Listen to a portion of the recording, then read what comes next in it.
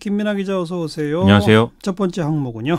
미중 간의 임시 휴전입니다. 네, 이제 판문점 이벤트 때문에 좀 묻혀서 그렇지 이번 G20 정상회의의 또 다른 하이라이트가 바로 이거죠. 그렇습니다. 지난 29일 미중 정상회담이 이제 이루어졌는데요. 이 결과 미국과 중국은 일단은 무역 전쟁을 멈추기로 합의를 했습니다. 90일간의 어떤 유예 기간을 두고 미국은 추가 관세 부과를 유예를 한다. 그리고 협상을 계속하자 뭐 이런 취지인 건데요. 하지만 전문가들은 90일 이후의 어떤 상황에 대해서는 지금 장담을 할 수가 없다. 이런 얘기들을 많이 하고 있습니다. 일단 임시 휴전까지 오는 과정에서는 중국이 좀 성의를 보였죠. 그렇습니다. 중국은 미중 정상회담 직전에 뭐 외국 자본의 진입 및 수입 확대라든지 관세 인하라든지 이런 좀 대외 개방 조치를 발표해서 좀 긍정적인 신호를 보냈고요. 그리고 결정적으로 미국산 대두 54만 4천 톤을 수입하기로 결정한 걸로 그렇게 나중에 이제 밝혀졌습니다.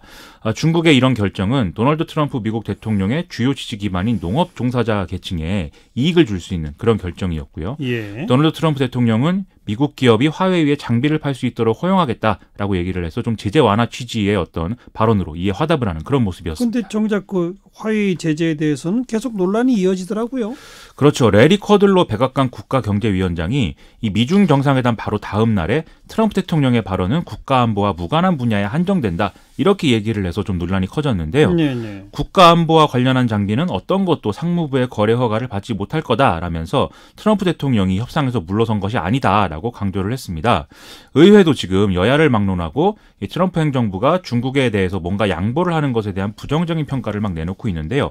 만일 양보가 될 경우에는 의회에서 그것을 다시 제재를 원위치를 시켜야 된다. 이런 주장까지도 하고 있는 그런 상황입니다. 그러니까 그야말로 임시적인 봉합이네요.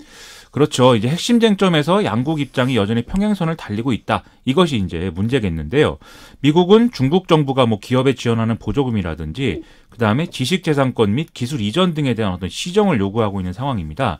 그리고 이걸 단순히 시정하는 차원에서 그치는 게 아니라 구체적으로 중국 정부가 이와 관련된 법을 좀 개정하도록 약속을 하도록 뭐 그렇게 하고 이것을 이행을 했는지 여부를 확인하도록 하는 절차라든지 또 합의 위반 시에 보복 절차라든지 이런 것들을 명문화해야 된다고까지 주장을 하고 있는 상황인 건데요. 예. 하지만 중국은 이것은 이제 그 불균형한 합의인 것이고 그래서 어떤 그 정당한 어떤 합의가 아니다라고 주장을 하고 있습니다. 그러면서 자국의 핵심 이익을 반드시 수호하겠다는 입장을 또 거듭 밝히고 있거든요. 그래서 이 간극이 좁혀지기가 어렵기 때문에 갈등 국면은 다시 올 것이다라고 평가하는 전문가들이 많은 상황입니다. 그럼 우리 경제에 미치는 영향 어떻게 봐야 됩니까? 그거 이제 좀 전망이 좀 엇갈리는 상황이다라고 얘기할 수가 있겠는데요.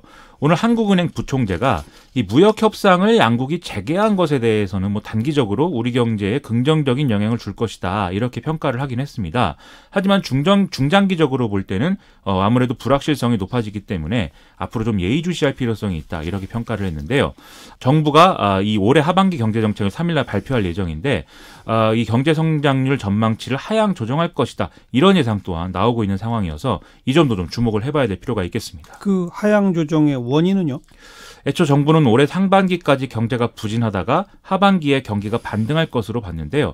이러한 판단 배경에는 미중 무역 분쟁이 상반기 중에 어느 정도 해결의 가닥을 잡을 거라는 판단을 좀 깔아놨다. 이런 평가가 많았거든요. 아하. 하지만 미중 무역 전쟁의 장기화를 포함한 대외적 불확실성이 오히려 커지고 있기 때문에 이 좀 전망을 바꿀 수밖에 없는 상황 아니냐라는 게 대체적으로 어떤 전문가들의 지적입니다.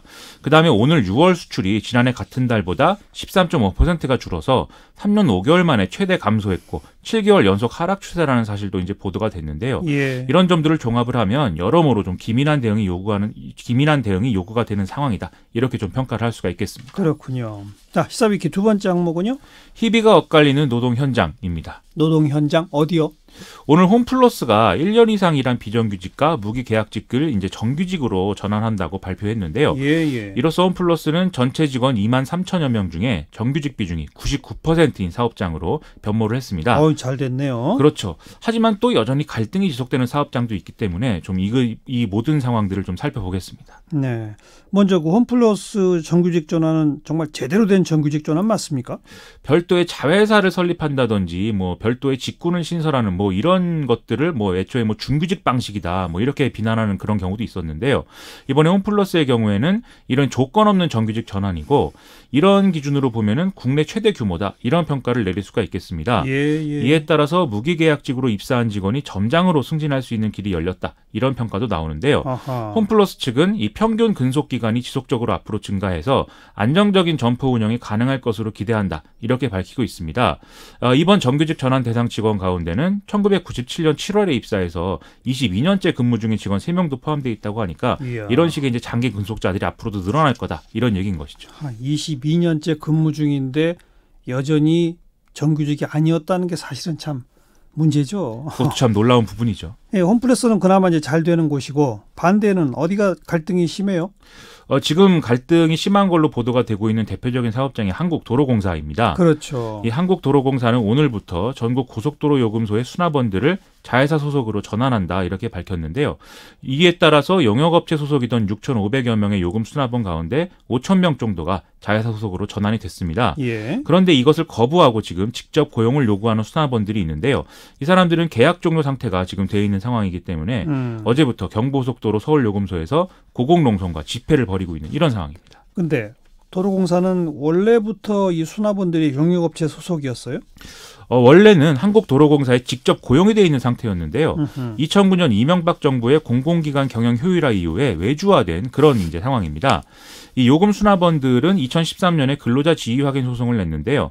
2심까지는 승소를 한 상황인데 아직 대법원 판결이 나오지 않고 있는 그런 상황입니다. 예. 이런 상황에서 문재인 정부가 공공부문 정규직화를 추진하게 되면서 지금 자회사 고용이라는 이런 절충적 형태가 지금 제안이 된 것인데요. 아하. 지난해 9월에 민주노총을 제외한 이제 근로자 대표 5명이 이런 자회사 방식의 정규직 전환과 임금 인상 및 정년 연장에 합의하면서 오늘과 같은 상황에 이르렀다 이렇게 봐야 되겠죠. 근데 이 자회사도 거부하고 직접 고용 요구하는 분들의 경우는 대법원 판결이 어떻게 나느냐에 따라 좀 달라질 수 있겠네요. 그런 상황입니다. 이 도로공사 측은 요금 수납 업무 자체를 자회사에 맡긴다라는 방침은 지금 확고하다라는 입장을 밝히고 있는데요. 다만 이 재판에서 도로공사가 패소할 경우에 자회사가 전담하는 요금 수납 업무가 아니라 도로 정비 등을 수행하는 정규직 현장 관리 직원으로 지금 농성을 벌이고 있는 이런 사람들을 채용하겠다. 이런 계획이라고 지금 밝히고 있습니다. 예. 물론 노조는 이런 계획은 지금 인정하지 않는다라는 입장을 유지하고 있는 상태입니다. 조금 더 기다려볼 필요가 있네요. 대법원 판결은. 그렇습니다. 수고하셨어요. 고맙습니다. 김민아 기자였어요.